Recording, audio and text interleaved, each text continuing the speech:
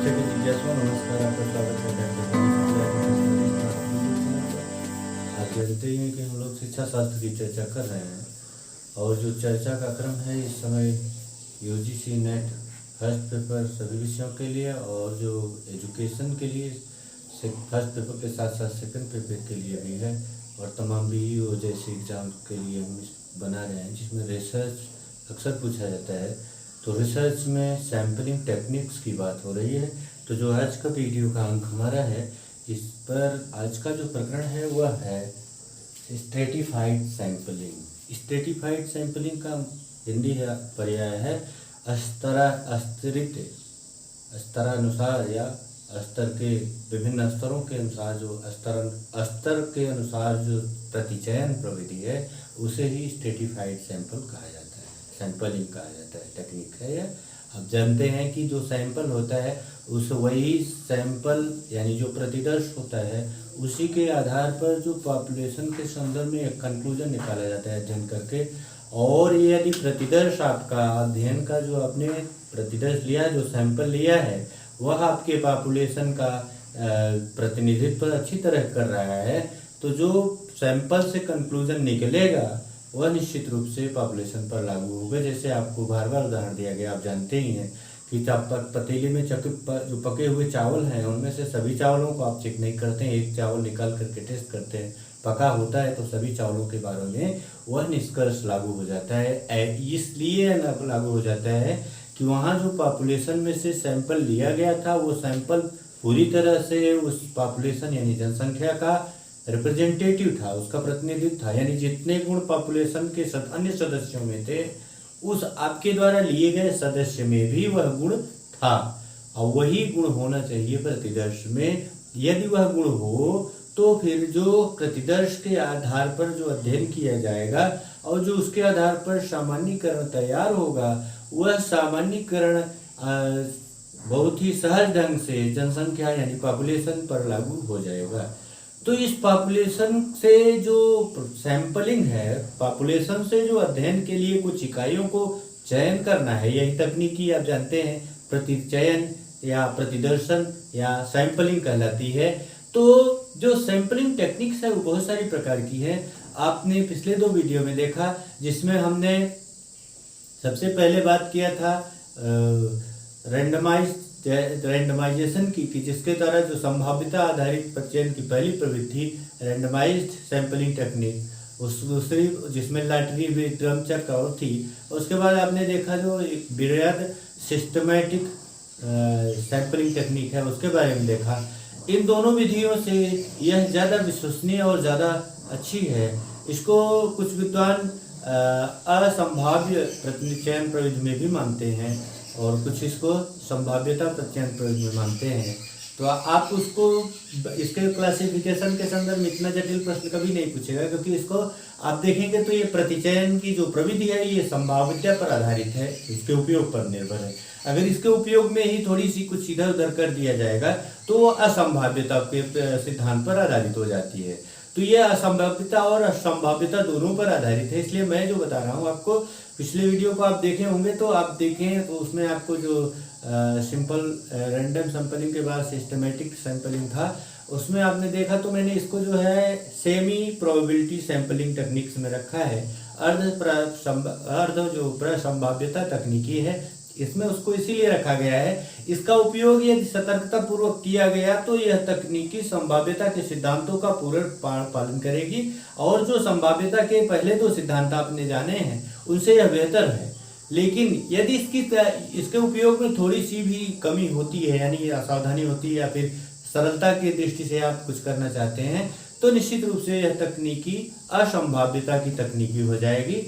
तो आइए जरा सा इस पे देखते हैं फ्रायड एंड कर्लिंगर का मत क्या है। फ्रायड एंड कर्लिंगर कहते हैं कि in stratified sampling the population is divided into strata such as men, women, men and women, black and white and the like, from which random samples are done. Freud and Kerlinger का नाम आपने सुना ही होगा कि research के संदर्भ में उनका नाम एक स्थापित नाम है और वे कहते हैं कि जो विद्वान हैं रिसर्च के अनुसंधान के, वे कहते हैं कि स्ट्रेटिफाइड सैंपलिंग में जो स्तरित जो चयन की प्रविधि है, इसमें पूरे पॉपुलेशन को स्टेटा में बांट दिया जाता है। स्टेटा माने विभिन्न स्तरों में बांट दिया जाता है। सच है जैसे मेन, पुरुष एंड वुमेन, पुरुष और महिला, black and white and the like, काले और सफेद व्यक्ति कहिए चाहे रंग कहिए, एंड द लाइक और उसकी पसंद, from which random samples are done, और उनमें से यादृच्छिक ढंग से जो प्रतिदर्श है उसको लिया जाता है। अध्ययन के लिए जैसे मैंने आपको एक उदाहरण अभी प्रस्तुत करता हूं कि एक उदाहरण आपके सामने प्रस्तुत करता हूं कि जैसे आपको अध्ययन करना है विद्यार्थियों की बुद्धिलब्धि का अध्ययन। एक छोटा सा रिसर्च सर्वे है, बहुत छोटा दिख रहा है लेकिन है बहुत बड़ा। कैसे बड़ा होगा इसको देखिए। अब इसका जो पॉपुलेशन पर इसके जो कंक्लूजन को आप अगर लागू करना चाहते हैं तो आपको इस सैंपल को इस आपके टॉपिक पे पूरा डिफाइन करना पड़ेगा। विद्यार्थियों की बुद्धिलब्धि का अध्ययन। तो अब विद्यार्थी कैसे, बालक, मेल फीमेल, रूरल अर्बन, अब मेल फीमेल पुरुष महिला हो गए विद्यार्थी, फिर उसके बाद रूरल अर्बन हो गए। अब फिर उसके बाद भी आप चाहें तो रूरल अर्बन को भी आप डिवाइड कर सकते हैं, primary level, middle level, high school level, inter level, graduation level और ऊपर शोध कार्य वाले, है ना। तो अब उसमें भी आप कर सकते हैं, कितने स्टेटा बन सकते हैं देखिए। अब उसमें भी आप कर सकते हैं, प्राइमरी लेवल में आप कास्ट वाइज कर लेंगे, जनरल, ओबीसी, एससी, एसटी, या फिर आप रिलीजन वाइज कर लिए, हिंदू, मुस्लिम, सिख, ईसाई।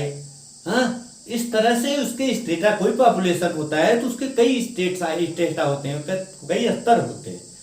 तो ये जो सैंपलिंग टेक्निक्स है ये कहती है कि जितने स्टेटा आप करके, जितने भी उसकी, क्योंकि ये जो पॉपुलेशन है या इसका पॉपुलेशन अनफाइनाइट और हेट्रोजीनियस पॉपुलेशन को विभिन्न स्तरों में विभाजित किया जाता है इसमें।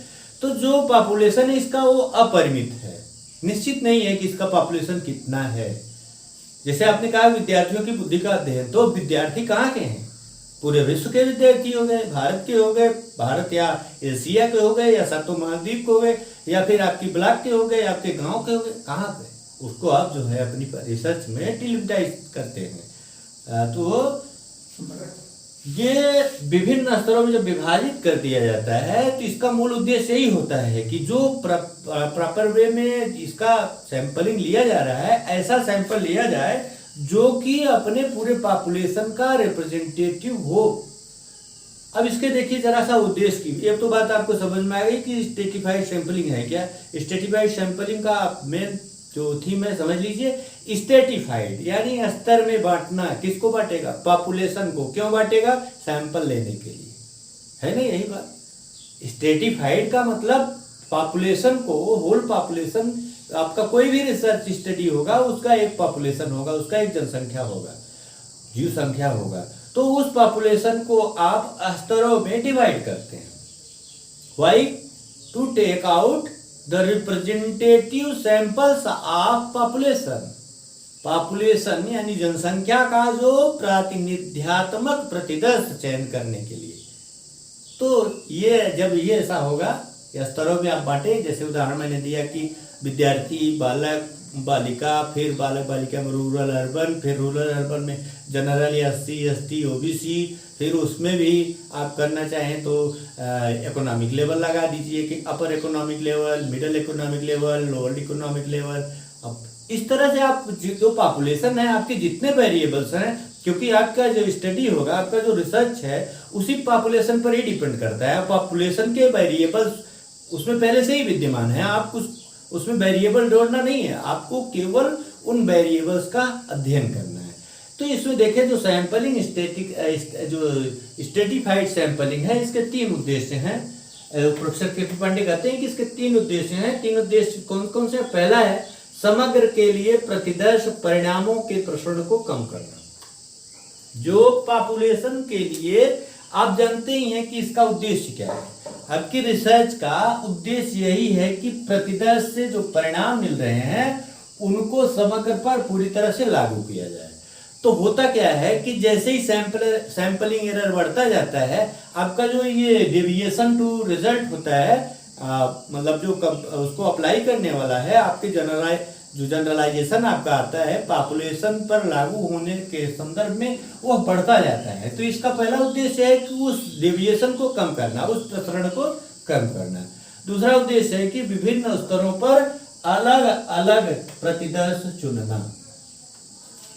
जो विभिन्न स्टेटा ऑफ एक पॉपुलेशन का एग्जाम्पल आपने दिया, अभी आपके सामने मैंने दिया, ये पॉपुलेशन है, इसमें विद्यार्थी लेना है, बालक बालिका लेना है, ये लेना है, इस तरह से करना है। तो उसमें आप क्या करते हैं, आप उसको एक जिसे बना देते हैं कि पूरा आपको, ये आपका पूरा पॉपुलेशन है, मान लीजिए ये पूरा पॉपुलेशन है। अब इस पॉपुलेशन में से आपको लेना है बॉय एंड गर्ल। तो बॉय एंड गर्ल एक ग्रुप हो गया। अब बॉय एंड गर्ल में आप किसको लेंगे, रूरल एंड अर्बन। तो रूरल एंड अर्बन दूसरा स्टेटा हो गया। अब रूरल अर्बन में आप ले जा रहे हैं दोनों में अलग अलग। रूरल अर्बन में आप ले गए जनरल, ओबीसी, एससी, एसटी। उसके बाद भी आप उसमें ले सकते हैं upper economic level, middle economic level, lower economic level. तो इस तरह से आप उसके स्टेटा बनाते हैं। अब इसका क्या होता है कि इस स्टेटा में, इस सैंपलिंग में विभिन्न स्तरों पर अलग अलग प्रतिशतों को चुना जाता है। अभी यहाँ जैसे लिया गया कि अपर, मिडिल, लोअर इकोनॉमिक लेवल, तो उसमें से आप सुनेंगे कि वहां भी आपको अलग तरह के जो प्रतिदर्श हैं, मेंबर्स हैं, यूनिट्स हैं, उनका चयन करना पड़ेगा। तो जितने भी इसके स्टेटा बनेंगे, स्टेटा के अनुसार अलग अलग प्रतिदर्श चुना जाता है। तीसरी बात है जो समक के विभिन्न स्तरों के लिए अलग अलग किंतु अपेक्षाकृत अधिक परिशुद्ध सामान्यीकरण प्रस्तुत करना। इसका एक अगला उद्देश्य है कि जो आपका पॉपुलेशन है उसके विभिन्न स्तरों को आपने डिवाइड किया है। यहाँ देखिए population is divided into different strata.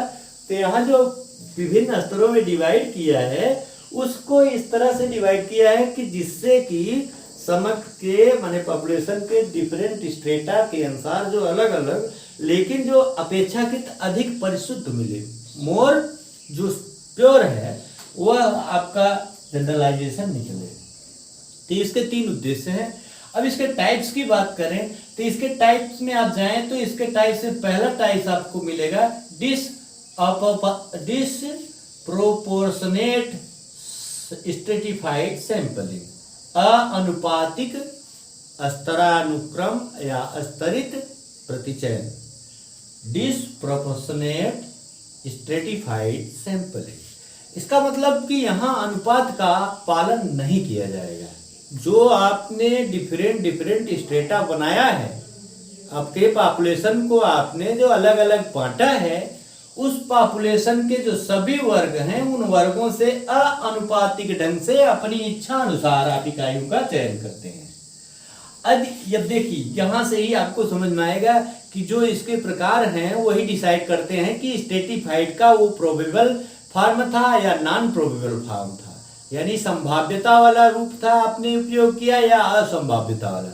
यदि आप सभी वर्गों से अनुपातिक ढंग से यानी आप स्वेच्छा से विषयों का चयन करते, इकाइयों का चयन करते हैं, तो यहाँ निश्चित रूप से ये जो होगा यह नॉन प्रोबेबल स्ट्रेटिफाइड सैंपल हो जाएगा। यहाँ पर इसको आप नॉन प्रोबेबल में रख लेंगे। अब जो इसकी संभाव्यता जो है सभी सदस्यों के चुनने की यहाँ कम हो जाएगी क्योंकि आपने अपनी इच्छा अनुसार उठा लिया है। तो दूसरा क्या है, प्रोपोर्शनेट स्ट्रेटिफाइड सैंपलिंग। जो प्रोपोर्शनेट स्ट्रेटिफाइड सैंपलिंग है, आनुपातिक जो स्तरित जो प्रतिचयन की प्रविधि है, इसमें क्या होता है कि एक निश्चित अनुपात में इकाइयों का जो है चयन किया जाता है। एक निश्चित अनुपात में इकाइयों का चयन किया जाता है। जो इकाइयां जिस वर्ग में आप, जैसे मैंने यहाँ आप देख रहे हैं ना कि boys and girl, rural and urban, general, OBC, SC, ST, upper economic level, middle economic level, lower economic level, तो इसमें जो है जिस अनुपात में वहाँ पॉपुलेशन का एक बड़ा दल मौजूद है उसके अनुसार से आप एक प्रपोर्शन तय करते हैं कि उस ग्रुप में अगर, जैसे मान लीजिए उदाहरण के लिए ये जो अपर इकोनॉमिक लेवल है, उस अपर इकोनॉमिक लेवल के 100 कुल विद्यार्थी हैं, तो उसमें से आप क्या करेंगे, अब 100 तीनों हैं तो 100 कुल में से आप कितना लेते हैं ये तय करेंगे अनुपात। वो अनुपात वहां से लेकर के यहां तक जितना ग्रुप आपका है सब में उसी अनुपात में उनको चुना जाएगा। एक निश्चित अनुपात में इकाइयों का चयन करना है। तो जो है ये रिप्रेजेंटेटिव होगा अपने ग्रुप का, अपने ग्रुप का रिप्रेजेंटेटिव होगा तो वही रिजल्ट जो निकलेगा वही पॉपुलेशन पर लागू होगा अधिकतम। तो यही उसका उद्देश्य है स्टडी का। तो इसका जब उपयोग किया जाएगा सावधानी पूर्वक तो ये स्ट्रेटिफाइड सैंपलिंग आपकी जो है ये प्रोबेबल सैंपलिंग हो जाएंगी, ये संभाव्यता वाली चयन प्रविधि हो जाएगी। इसके बाद देखें परसेंटेज स्ट्रेटिफाइड सैंपलिंग। इसमें क्या होता है कि अगर प्रोपोर्शन तय नहीं हो रहा है कि प्रोपोर्शन कम ज्यादा कह रहा है कि उसमें कम है उसमें ज्यादा है, तो आप जो है प्रत्येक वर्ग में से सदस्य संख्या के निश्चित प्रतिशत का चयन कर लेते हैं कि प्रत्येक पद जैसे आपने तय कर लिया कि सब में से 10% लेना है, 10% लेना है। मेंबर चाहे 1000 हो, चाहे 500 हो, चाहे 20 हो। अगर 20 है तो आप 2 ही लेंगे। कोशिश ये किया जाता है कि कोई भी सैंपल 30 साइज से कम ना हो। मान लीजिए अब यहाँ लेते हैं तो 30 से कम नहीं होना चाहिए, बिकॉज जितना बड़ा आपका प्रतिदर्श होगा उतना ही अच्छा कंक्लूजन पॉपुलेशन पर लागू होगा। तो यहाँ जो है प्रत्येक वर्ग से सदस्य संख्या के निश्चित प्रतिशत का चयन किया जाता है। तो इस तरह से आप देखें तो ये जो 2 प्रकार हैं ये दोनों प्रकार आपके ये प्रोबेबल सैंपलिंग में हो जाते हैं, ये संभाव्यता प्रचयन प्रविधि में आ जाते हैं। और जो पहला है डिस्प्रोपोर्शनेट स्ट्रैटिफाइड सैंपलिंग, वह अनुपातिक जो प्रचयन स्तरित प्रचयन की जो तकनीकी है उसके द्वारा यदि प्रतिदर्श का निर्माण चयन किया जाएगा तो यह असंभाव्यता की तकनीकी का उपयोग हो जाएगा। ये प्रचयन की जो स्ट्रेटिफाइड सैंपलिंग है तब असंभाव्य में आ जाएगी। इसीलिए इसको मैंने प्रोबेबल और नॉन प्रोबेबल के बीच में सेमी प्रोबेबल जो टेक्निक्स हैं सैंपल्स की सिलेक्शन की उसमें रखा है। अब आइए जरा इसकी कुछ मेरिट्स और डिमेरिट्स देख लेते हैं। अच्छाइयाँ जरूर होती हैं तो अच्छाइयों को पहले देखते हैं क्या क्या अच्छाइयाँ हैं। सबसे पहली अच्छाई इसकी पॉपुलेशन से जो सैंपल सिलेक्शन की टेक्निक की है इसकी यही है कि इसमें जो है मैक्सिमम कोशिश होती है कि जो समग्र प्रतिनिधि प्रतिदर्श का निर्माण किया जाए। जो पॉपुलेशन है उस पॉपुलेशन का आप जो रिप्रेजेंटेटिव तैयार करना चाहते हैं वो मैक्सिमम रिप्रेजेंट करे, यानी आपके द्वारा जो लिया गया प्रतिदर्श है वह आपकी जनसंख्या का अधिकतम प्रतिनिधित्व करेगा। दूसरी बात इसमें ऑब्जेक्टिविटी का जो कैरेक्टरिस्टिक पाया जाता है। ऑब्जेक्टिविटी का मतलब वस्तुनिष्ठता होती है। वस्तुनिष्ठता क्या है? वस्तुनिष्ठता एक ऐसा गुण है जिसका जो है जो भी उसका अनुमान लगाए परीक्षण करे एक जैसा परिणाम दे और उसमें वस्तुनिष्ठ रह सके, वो बदले ना। जैसे कोई पूछता है कि भारत की राजधानी नई दिल्ली है तो जितने लोग भी जानकार हैं सभी बताएंगे कि भारत की राजधानी नई दिल्ली है। तो यह ऑब्जेक्टिविटी का गुण इसमें पाया जाता है कि सैंपल आप किसी भी ढंग से आपने रूल तय कर लिया है, ये तीनों में से कोई प्रकार आप यूज कर रहे हैं तो कोई भी यूज करेंगे तो वहां जब ये आपने उपयोग में लाया है और उसका वर्णन किया तो कोई भी जान लेगा कि हाँ इसमें कैसे किया गया है, सही है। तीसरा यह है कि अधिक शुद्ध और सत्य तथा विश्वसनीय जो परिणाम होते हैं वो प्राप्त होते हैं यहाँ से। इसके द्वारा अधिक शुद्ध सत्य और विश्वसनीय परिणाम प्राप्त होते हैं।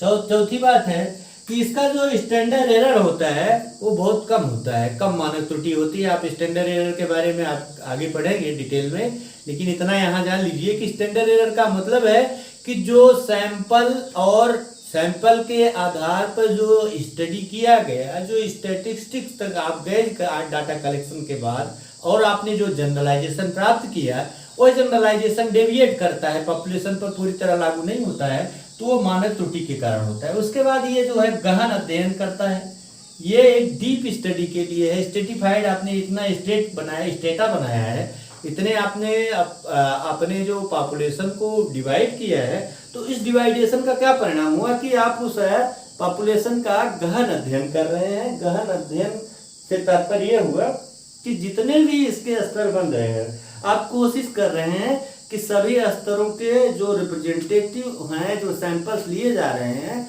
वह पूरी तरह से उनके रिप्रेजेंटेटिव हैं। अगली बात है कि ये वैज्ञानिक पद्धति है, ये सैंपल सिलेक्शन की एक वैज्ञानिक पद्धति है, तब जबकि ये 2 और 3 का उपयोग किया जाए।